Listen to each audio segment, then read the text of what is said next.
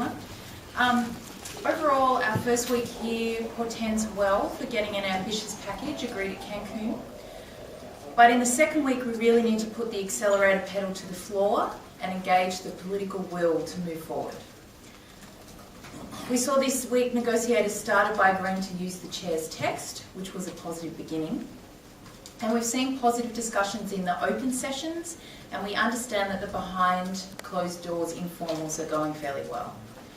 We have positive agreement on, we have many issues where we clearly have an agreement and a positive will to move forward. Kai spoke of some of them, RED and adaptation. Celine will be speaking about later. So we have good text and we can make good progress on these issues. But there are some crunch issues where we have a big gap. On these crunch issues, all parties have to show more flexibility. Particularly wealthy polluting countries must move further on the issue of finance. Finance is key to unlocking the negotiations. We've seen here convergence on the need to establish a fund, which is a breakthrough in these talks. It looks like this fund will be established in Cancun, and while some details are still outstanding. The EU report on Fast Start finance was released this week and made it clear that the lack of transparency and common reporting criteria is leading to aid being recycled.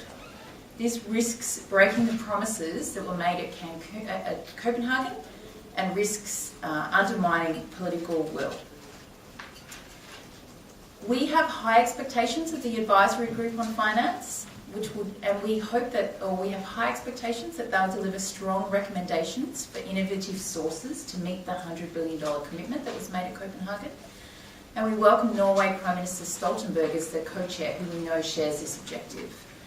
We need to clarify how within these talks we'll talk about new and innovative sources of climate funding, including how we'll integrate the recommendations from that high-level advisory group into these talks. And one of the key things that we need is clarity on how much public financing will be made available to support developing countries to adapt to climate change and to reduce their emissions. On mitigation, one of the key things that is needed in order to reduce the massive gigatons gap that we see between the reductions we need to prevent dangerous climate change and the pledges that are on the table at the moment from developed countries are a way of moving from the pledges that were made in the Copenhagen Accord to science-based, top-down, economy-wide targets for wealthy polluting countries. At the moment, we have good options in the text for low-carbon emissions plans for developing countries. What we really desperately need to see included in the text are zero carbon emissions plans for wealthy polluting countries, so that we can see how they're going to make their targets real. One of the most negative aspects of the talks so far this week has been the land use change and forestry, so the forestry rules for developed countries. What we've seen here in the lead up to this meeting and in the first week is that developed countries are trying to open massive loopholes in their forest rules. So wealthy polluting countries are trying to establish fraudulent accounting rules for themselves around forests, which would undermine their overall targets. Now, developing countries have taken some steps to minimise these loopholes. They've proposed a cap and a process to increase transparency, but there's a non-paper that's due to be released today, so we'll see how effective both the developing countries push for fraudulent rules and the developing countries push back for transparency and a limit to this loophole has been. But we really need developing countries to demand more, and we need developed countries to take basic responsibility for their logging emissions.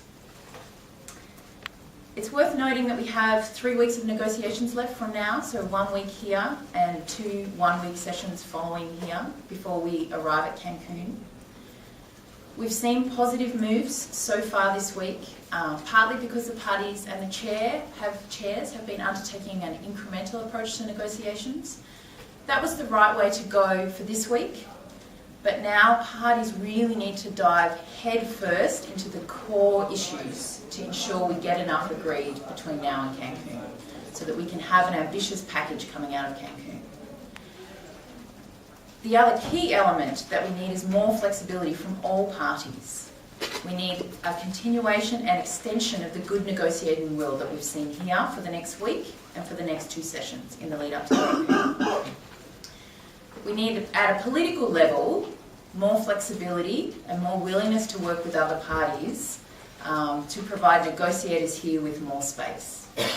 So again, overall, our first week here portends well for a good outcome at Cancun and an ambitious package to be agreed at Cancun.